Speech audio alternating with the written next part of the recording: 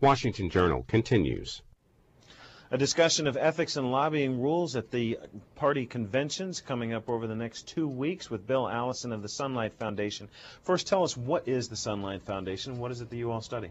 The Sunlight Foundation is about a 2-year-old organization that tries to bring more transparency to Congress, and that's really the focus of it. Get more information out on the internet. You know, there's a tremendous number of fantastic disclosures in Washington that end up in the basements of Washington offices and not out where the public can get to them. So we try to put that information online. We try to affect transparency change. We've lobbied for certain bills that would improve disclosure and transparency. And we also support a lot of groups like the Center for Responsive Politics, Taxpayers for Common Sense, and others that do this kind of work and try to make information about government more accessible to the American people. Now, Congress passed a bunch of new ethics laws that did away with parties and what perks lawyers can and cannot accept.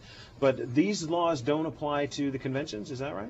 Well, actually they do, and they're pretty specific. The Congress passed something called the Honest Leadership and Open Government Act of 2007, and it was supposed to rein in some of the excesses we saw in the past years. Like in 2004, you would have, for example, you have the broadcast industry feting the chairman of the Senate Commerce Committee. You would have Consumer Electronics Association and energy interests taking the chairman of these committees and having these parties for them at the conventions, and separate from the conventions, actually outside after-hours events. And the House Honest Leadership and Open Government Act specifically forbid companies and lobbyists from doing these kinds of things for specific lawmakers. Now, in the interpretation of these acts, what we have is, after the law is passed, the Senate Ethics Committee, the House Ethics Committee interprets the rules. And the interpretation that the House came up with is, well, as long as it's not one member, you can still have a party. So we have things like, for example, at the Republican National Convention, there's an event which has every member of the House Agriculture Committee that will be feted by folks who are obviously interested in agricultural issues. The same thing with the Ways and Means Committee for folks interested in tax issues. At the Democratic National Convention, there's going to be the Blue Dog Coalition, which is a group of conservative Democrats, and they'll have one of these parties for them. So I think that, one of the big problems you have in Washington whenever you do ethics reform is there are always ways around the ethics rules. In the Senate, they're a little bit tougher about what can be done and what's allowed to be done, but as long as it's not on the day of the convention, a senator can go to one of these events, and as long as it's broadly open to the public. So so they come up with these definitions, and it's kind of as Nancy Wattsman, who's running our Party Time project that's following all this, says, party on.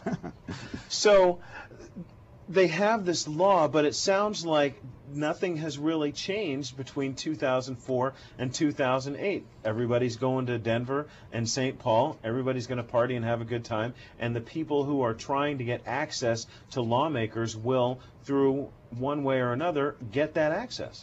That's exactly what's going to happen. And I think that, nothing says this better than Bob Ney, the former Republican congressman from Ohio who was involved in the Jack Abramoff scandals and went to jail for a while and was just released. And I think, as an expert on ethics laws in Washington, he probably has a lot of firsthand experience that most folks don't. And he said, yeah, nothing has changed, that lobbyists will still be part of the system and they'll still be involved in the same kind of influence that we've seen in years past.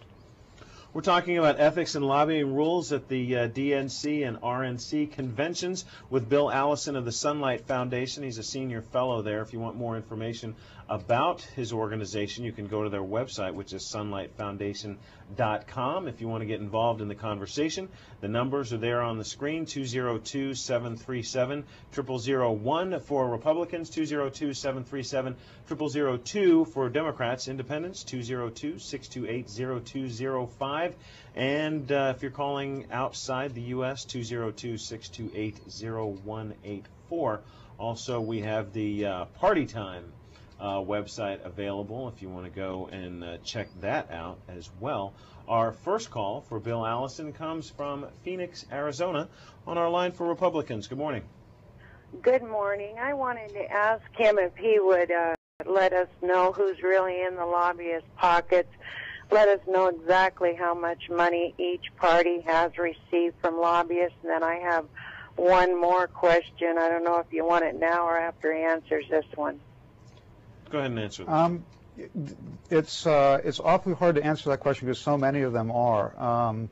Lobbyists give, actually, I mean, it's interesting. They don't give as much money as you might think as terms of an industry. And when we took a look at contributions from lobbyists, I think the Center for Responsive Politics has it around $1.9 million or $2 million a year.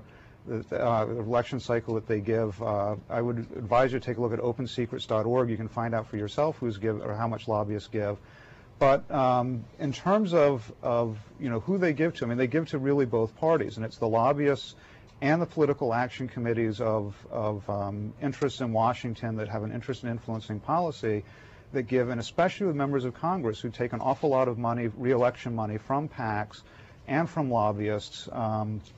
It's just, it's a crucial part of their fundraising and for their campaigns. There are very few members who don't take money from registered lobbyists. There are very few campaigns. The Obama campaign is one of the first in the presidential level to swear off all money from registered lobbyists. But these interests in it are very big players in the political process. It's very important for their business interests, and they give to members of Congress. They arrange fundraisers. And on the Party Time site, you can even see the invitations that go out whenever Congress is in session. These invitations go out all across Washington to K Street lobbyist offices, inviting people to fundraisers. And that's what we've done with the Party Time site, is collect them all. Well, not all of them. We don't make any pretense that we've got all of them. But we collect as many as we can and put them online so that you can search them and see who's hosting parties, who's having them. And a lot of times these things are organized, arranged by, and sometimes even at the offices of lobbying firms. And ma'am, what was your second question? Yes, I wanted to know if you thought if McCain got up at his convention acceptance speech and said, we're going to pass a law requiring the Iraqis after, say, January 1 of 09 or when he takes office to repay every dime that we spend in Iraq, not in arrears, but from that moment forward. Well, don't you think that would end the war and also balance the... Thanks, ma'am, for your call. We're talking about ethics and lobbying rules, and unless the Iraqis are going to be at the conventions, I don't think we're going to have to worry about them spending too much cash there. Norristown, Pennsylvania, on our line for Democrats. You're on the Washington Journal. Good morning. Good morning. And can I ask a question? Your name again, sir? My name is Bill Allison. Pardon me? Bill Allison of the Sunlight Foundation. Okay. Do you consider yourself? I just picked this up and dialed. Do you consider, is your foundation a conservative, or is it lean to the left? We're a nonpartisan organization. We go after both political parties. The ethics laws that we're interested in apply equally to both, to Republicans and Democrats. And I don't consider myself very partisan at all. I'm a very dispassionate observer of politics. I really don't know how to answer the question. The orientation of the foundation is completely nonpartisan. We've had a number of projects where we've worked with both Republicans and Democrats. We have an open house project where we pulled in both people from the right and the left of the spectrum to try to understand how you could make the House of Representatives more open to the public and more responsive. And, basically, one of the great things about transparency is it's an issue that cuts across the generally right-left lines. And we have an awful lot of, we've worked with the Heritage Foundation, who've a conservative group that's very interested in a lot of these issues. We've worked with groups on the other side of the spectrum, Center for American Progress and so on. So it's not as if, our agenda really fits neatly into the left-right divide, and we try to be fair to everybody. This is an item from the Los Angeles Times talking about Senator Barack Obama campaign soliciting soft money for the convention, facing a large deficit in the Democratic National Convention budget. Officials from the Barack Obama campaign have begun personally soliciting labor unions and others for contributions of up to $1 million. In exchange, donors could get stadium skyboxes for Obama's acceptance speech and other perks. Obama has regularly criticized politicians for seeking criticized politicians seeking large donations outside the framework of the campaign finance regulations, so-called soft money, while touting the virtues of relying on small donations. But campaign officials last month reluctantly decided they had to take a hand in raising large donations from individuals, unions, and corporations. Some of the donors get special bundles of perks, including the use of party suites at Denver's Invesco Field, as well as special policy briefing by Obama advisors. What's wrong with that? I mean, if they're going to ask these people to kick in $1 million, $2 million so that they can put on the convention, why not offer them some perks in exchange? Well, I think that, what's wrong with it, let's start with the first half of that equation.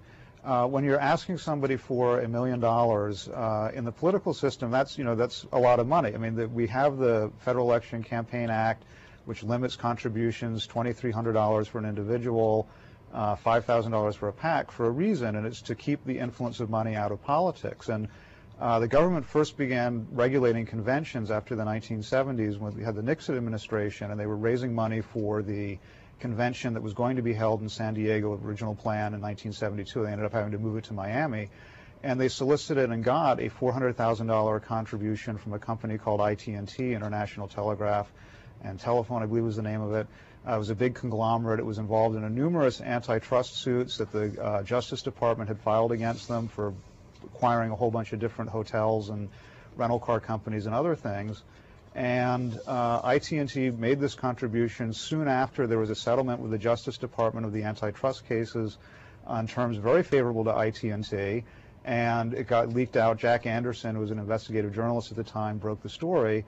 And this led to, in part, the Federal Election Campaign Act, which governs, this is why you have limits on campaign contributions. This is why you have, the system that we now have. And the idea is to keep that kind of quid pro quo out of government. So when you are calling somebody up and asking for $1 million, the expectation is you're going to get a lot more than just some tickets to sit in a skybox at Invesco Field. You're going to have some influence over who the administration is going to be, who's coming into Washington, who's going to be making policy that affects your area of interest, whether you're a labor union or a corporation or anything else. Ethics and lobbying rules at the conventions is our topic with Bill Allison of the Sunlight Foundation. Our next call comes from Robertsdale, Alabama. Go ahead. Yeah, good morning, fellas. Look, I really don't see what effect ethics or lobbying reform is going to have if the decisions made by these guys who make the decisions are held behind closed doors where you really can't see the actual effect. Several years ago, I saw on C-SPAN, if I get this right, it was a joint conference committee meeting on the budget, and I've never seen anything like that in my life. The guys were sitting around like little kids fighting over a Tonka truck in a sandbox about spending this money, and they were acting like it was theirs. I worked my tail off for the money that goes to Washington, and, C-SPAN gave me an opportunity to peek through the windows of the sausage factory, as it was, and I didn't like what I saw at all. And, it goes back to everything, like when they did the Medicare prescription benefit. Thanks, Robertsdale. I agree with the caller. I mean, I think seeing what's going on in government is, sunshine is the best disinfectant, sunlight is the best disinfectant. That's where the name of the foundation comes from. And, I think seeing what goes on in Congress is really valuable. And another thing, which, this is my pet peeve, I would like to see truth in labeling when it comes to legislation. We just had a big mortgage bailout bill that was put through Congress that was voted on. And after this was approved by the Senate and the House, we find out from, I believe it was Jeffrey Birnbaum writing in the Washington Post and actually the National Review, one of their bloggers had information about this, that lobbyists for Bank of America, which is very deeply involved in the mortgage subprime crisis through their acquisition of a company called Countrywide, their lobbyists helped write a lot of the portions of the bill. And I just think that having our bills labeled the Bank of America mortgage bailout bill is, some truth in advertising would really help. Next up is Nyota, Illinois, on our line for Republicans. Yeah, good morning. I was wondering, where do you get your money from? Everything is on the website, sunlightfoundation.com, who gives us, and I'm gonna name a few, and for those that I'm forgetting, if they're watching, I really apologize. I'm not in the money-raising end of the things, and I feel really bad, but the original funder was and co-founder was Michael Klein, who was a Washington lawyer, businessman, and a real Renaissance man who was very interested in making Congress more transparent. Since then, we've added funders. There's the Omidyar Network, which is a kind of a new organization created by the eBay founders that has given us a lot of support. We have Old Line Foundations, the Rockefeller Family Fund. We have a small grant from the Pew Charitable Trusts, and the rest of them are on the website. And again, I apologize to our funders. I'm not in the money-raising end of the business, so I forget a lot of times. I don't mean to insult any of them, but they're all on the website, and please take a look. We're happy to be transparent about who gives us our funding. Boonville, Arkansas, you're on the Washington Journal.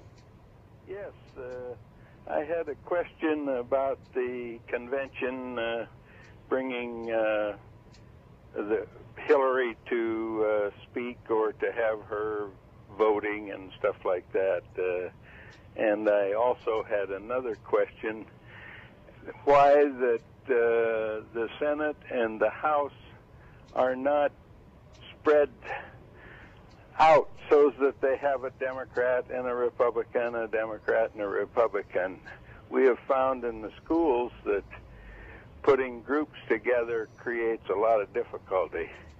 And that's something that I've wondered about for a long time. But the question is, why would they come up with Hillary having a vote at the convention? You want to take a shot at that? I'm not sure if that's part of our discussion. But yeah, I'm not. I think that the one thing that I'll say is that about the conventions over the past several years is that you've heard a lot of talk from news media and journalists complaining about the conventions, that everything is stage managed and there's no real news that comes out of the convention, that every single minute of it is the parties putting their best face on for the American people. And you don't really see what the conventions historically did, where you had these nasty floor fights and you had the different factions of the party trying to hammer out platforms and everything else. And all of that has kind of been swept behind the scenes, and instead you have the conventions showing you the party unity and the happy faces and everything else. I think the one interesting thing about this vote is this will be one of the few things that may make some news at either convention, in addition to introducing the vice presidential nominees and so on. All that may happen a little bit before.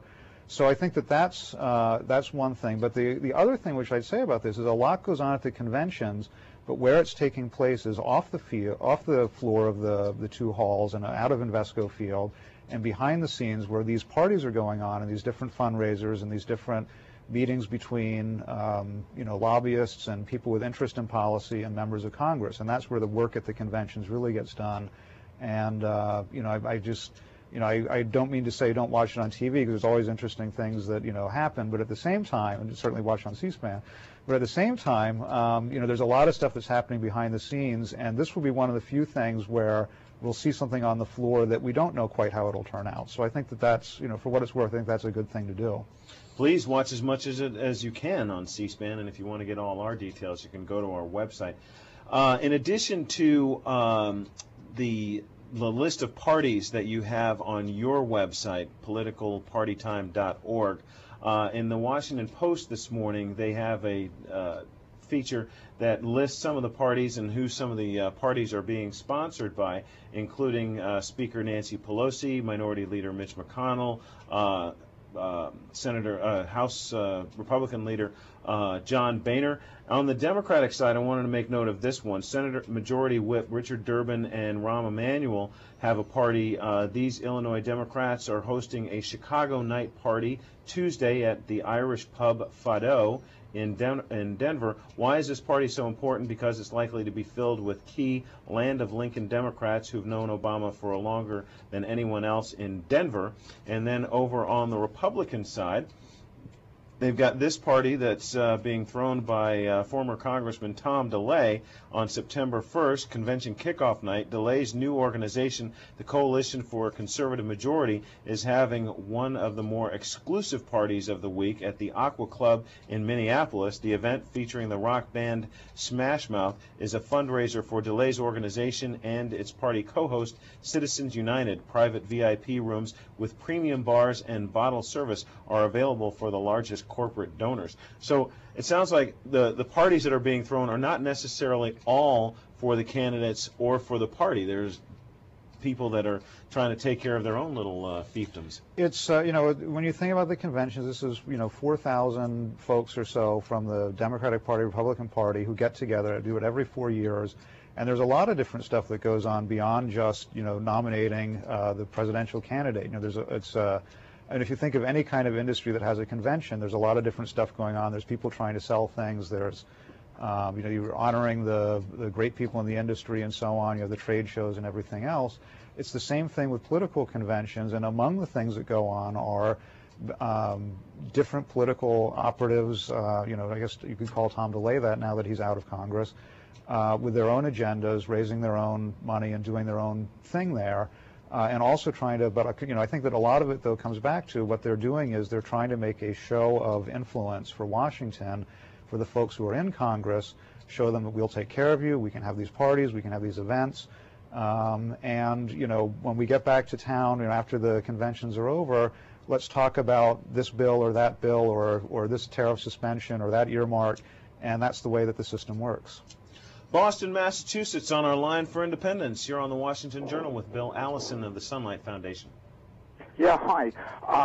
It seems strange to me that with both parties, with Congress passing laws with great-sounding names like to reform lobbying and always leaving loopholes in it, doesn't that reflect on the character of our legislators themselves? And it seems like it's all like Congress is all showbiz, and it's impossible to get all this information that the guest is talking about unless you read 10 or 15 newspapers, which is, of course, impossible. I feel unless we get people who are of high moral standings in both the Congress and the Senate, which we don't appear to have at present, things will never change. Thanks for your call. Well, I think as far as having to read 10 newspapers or so, one of the things that Sunlight is trying to do is to make this information a lot more easily accessible online and bring it all together. We're working on something called Lawmaker Profiler that would bring together kind of all the earmarks and all the bills and everything else, campaign contributions that members get.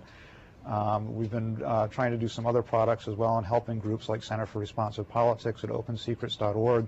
And I highly recommend anybody who has a member of Congress, and I think, we're all constituents, take a look at that site and take a look at the profile of your member of Congress and find out who's giving them money. But beyond that, yes, I think that, who's in Congress is important, but I think it's also a question of the system that we have. And let's not forget about lobbying. This isn't something that's some kind of a loophole. In the First Amendment of the Constitution, there's a right to petition the government for the redress of grievances, and that's what enables lobbying. It's a First Amendment protected activity, and as many of my lobbyist friends will tell you, and as they often tell me when I talk to them, the courts take a dim view of trying to restrict First Amendment activities, and putting onerous restrictions on lobbyists is how they describe some of the things, some of the reform efforts. Now, I don't happen to agree with that at all, and I also think that the First Amendment doesn't say anything about paying folks to redress grievances. So we have the system which we have, which is really based on disclosure.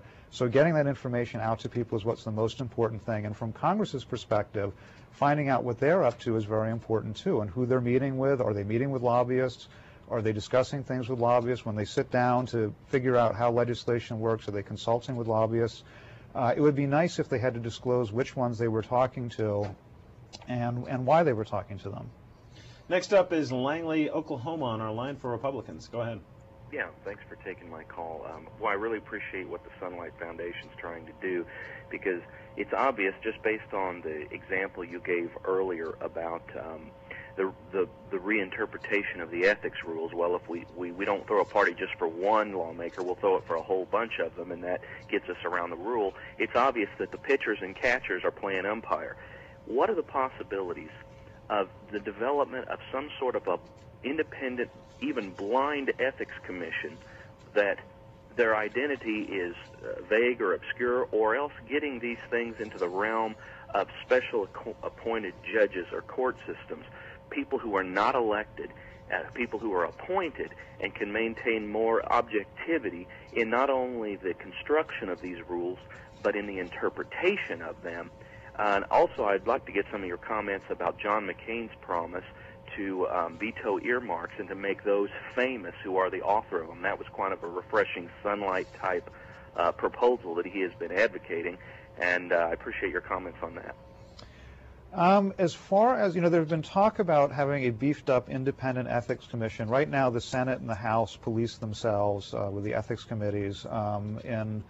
In the view of a lot of people, they don't do a very good job of it. One of the things that they often tend to do is refer things to the ethics committee to stop the investigation or stop the news stories about them. Another thing that the ethics committee does is routinely approve different kinds of things. One of the things you hear with a member who gets his hand caught in the cookie jar very often is, well, the ethics committee signed off on it. And so they go to the ethics committee for a little bit of insulation from these charges. Now, the reform talks about making them more independent really haven't gone anywhere, and I think it's largely because, Congress has this power to regulate themselves. And we saw, just to give a recent example, Representative William Jefferson, the FBI and the Justice Department wanted to search his office for files that he had related to some allegations that he's been involved in a bribery scheme with overseas interests. So you had a warrant that's signed by a federal judge that's asked for by two co-equal branches of government asking for this investigative authority. And the day that the raid was executed, you had then Speaker of the House Dennis Hastert and then the Minority Leader Nancy Pelosi on the steps of the House condemning what the Justice Department and the courts had done. So I don't think it's very likely that Congress is going to allow an outside, certainly not from a different branch of government organization, oversee them. So I really think that probably what's going to happen is we're going to stick with the ethics system that we have, barring another wave of congressional scandals, which is really what drives reform, is when people find out that members are doing things that they shouldn't be doing. As to the vetoing every bill with earmarks, I think that Sunlight itself is not anti-earmark. Our view is that they should just be disclosed, and we don't think that they're adequately disclosed right now. I think I think that one of the problems with trying to ban earmarks is that it's the same kind of problem we've had with lobbyist reform, is that every time you ban a practice on Capitol Hill, they rename it. And one of the things with earmarks, there was the continuing resolution at the beginning of the 110th Congress to fund the government that was earmark-free. And what the Washington Post and some other news organizations found was that members who couldn't get their earmarks in legislative language that went with the bill reports, which is a very complicated, I won't go into the details, so they couldn't get it in writing, their earmarks. They started phoning agencies, and they were called phone marks, and they would call up the Energy Department or the Commerce Department or Defense and say, I know this earmark isn't in the language, but it was very important to me that you fund it anyway. And if you've got a powerful member of Congress that oversees your budget, and you're an executive branch official and you're not a political appointee, lower level, are you going to say no to that member of Congress? And that's what, the big fear is, that if you have somebody vetoing every single bill with earmarks will go underground, and it'll take us, those of us who watch Congress 2 or 3 years or more to figure out, how they're getting around it. So we're always playing catch up. How much do the conventions cost, and how are they being paid for? What percentage, in round figures, is government or federal taxpayers, as opposed to money collected by the committees and money that comes in from the private industry? Again, going back to that 1970s reform, there is public money that supports the conventions. It's considered a very important public function, is to provide the conventions because they showcase the candidates.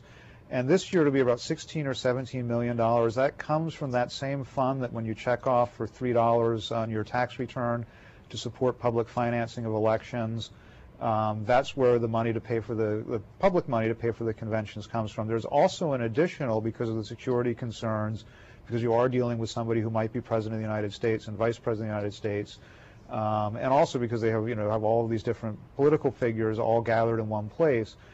There's about $50 million that comes in other federal monies for security. So that's But that's not, necessarily for throwing the convention. Although, I'd like to, like a lot of watchdogs, I'd like to see the accounting, the spreadsheets, and see how that was actually spent.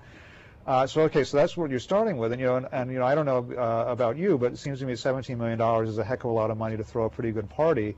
But beyond that, the convention committees, there are host committees, there are nonprofit organizations, and the loophole in federal election law is supposedly these nonprofit organizations are boosting the cities. It's civic boosterism that allows them to solicit. We heard about, the Obama campaign soliciting $1 million contributions to help pay for the Denver convention, and Republicans, of course, have been very good at raising money for their convention as well. This allows them to raise this money. It's just like any 501c3 organization. The corporations can contribute. It can come from any source. Those kind of organizations, labor unions as well, those organizations can't contribute to political campaigns. And the amount of money raised this year is going to be a combined, I think the latest estimate I saw was about $112 million from private sources to help fund the conventions. And I believe that this figure does not include things like the private parties that are hosted, which aren't part of this public accounting of the money. For example, if I'm a pharmaceutical company like AstraZeneca and I want to honor certain members of Congress who help pass Medicare reform or whatever it happens to be, that's not part of that tally. I mean, that's an outside event that's not part of the convention, so we may never see what those total numbers are. Roseburg, Oregon, on our line for Democrats. You're on with Bill Allison of the Sunlight Foundation. Good morning, gentlemen. Thank you for C-SPAN. Thank God for C-SPAN. Sir, the question I would like to pose to you, well, first I guess I should explain that, okay, I am a Democrat, but I am not so much a Democrat as I am more anti-Republican. And my feeling or my view on this whole thing is that really, quite honestly, what we have in this country, is a two-party republic of exclusionists. And that exclusion is based on corporate greed. And so what we have in the country here is a corporate fascist theocracy. My opinion is that what we really need in this country is a viable third party. And I keep hearing from the Green Party that if they were to garner, for lack of a better term, at least 5% of the GOP, that the Republicans, it's my understanding, pardon my ignorance on this, that they would have to deal with the Republicans and the Democrats would have to deal with the Green Party on a much different level. Whereas now, the Green Party, and the rest of, let's say, minority parties, for lack of a better term, are basically just pushed aside. Roseburg, thanks for your call. Well, the only thing I'd say about that is that, there is a provision in federal election law that if candidates get a certain amount of the popular vote in the presidential election, they're eligible for a lot of the same matching funds, and that from that $3 check off those federal funds.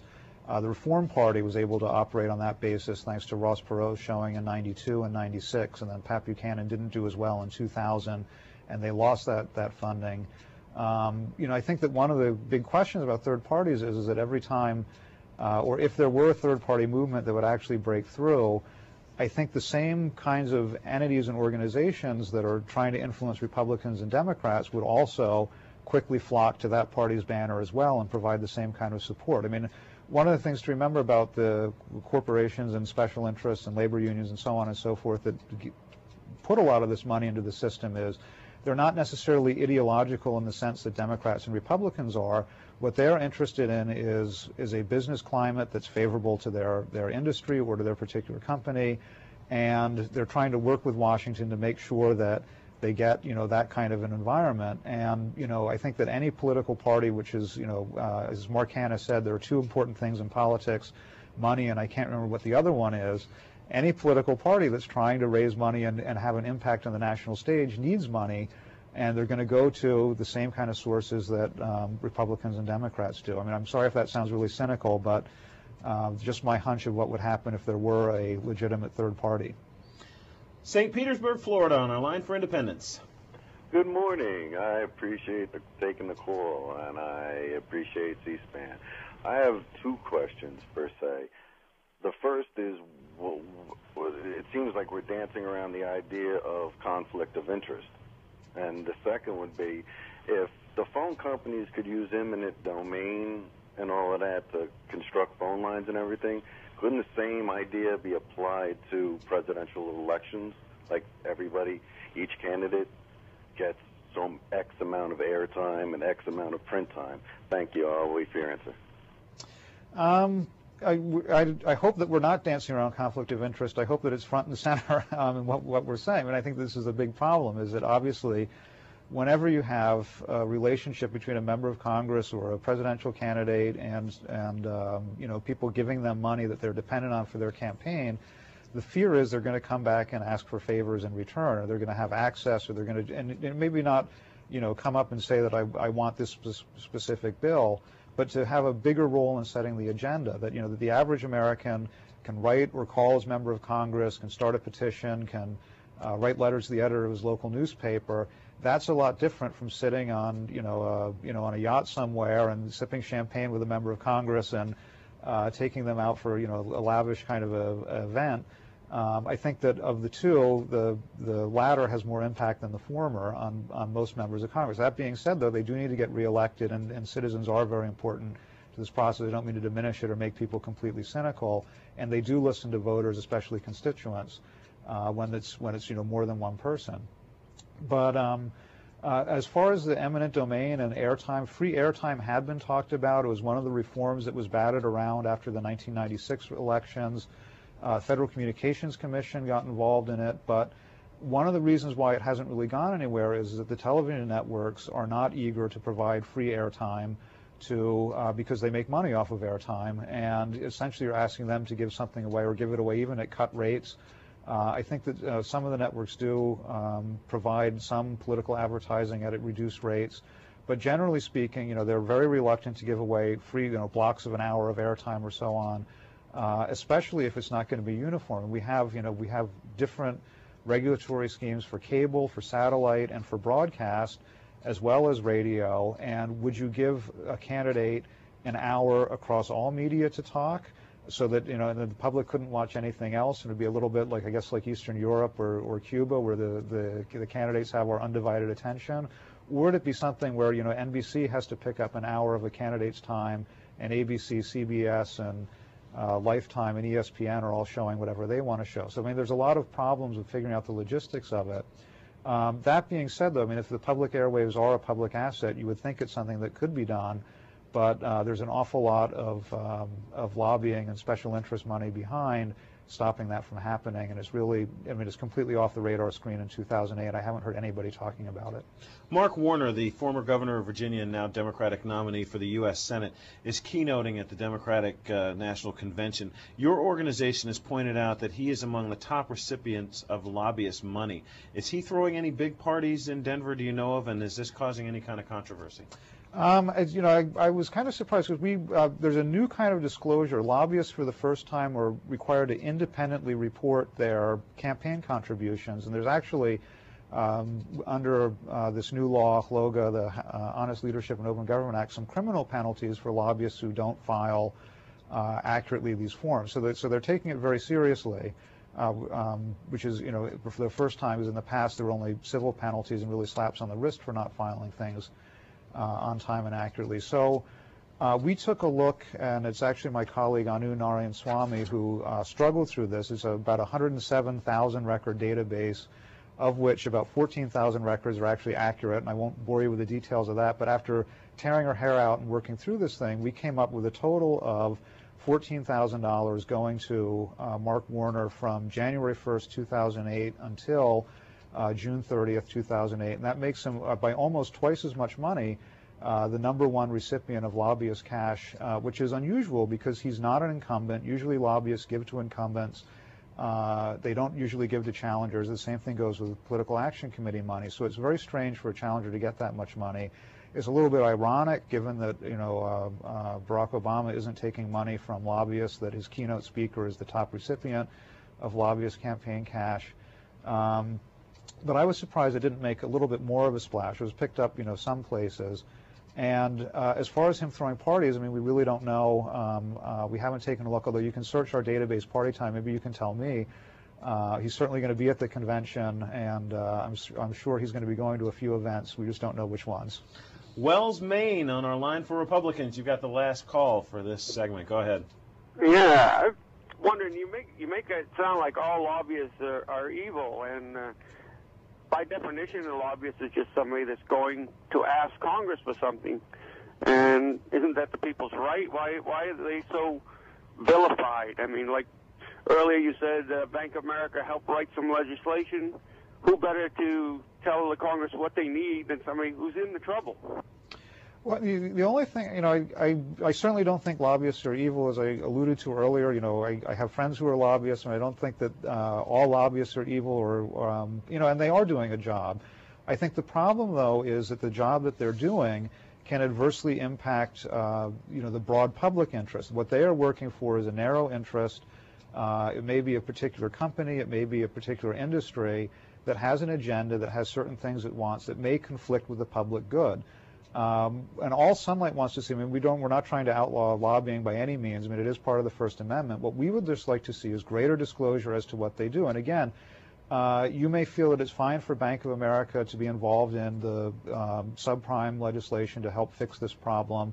And I'm not saying they shouldn't be consulted. What I would like to see is just a little bit of truth in advertising, so that you and I can both make up our minds as to whether or not this was a good idea, and maybe raise a slightly more skeptical eyebrow when members of Congress talk about this bill is in the public interest of homeowners, and then you find out that it's written by, you know, that there aren't homeowners writing this bill, it's actually the people that lent the money that's writing this bill.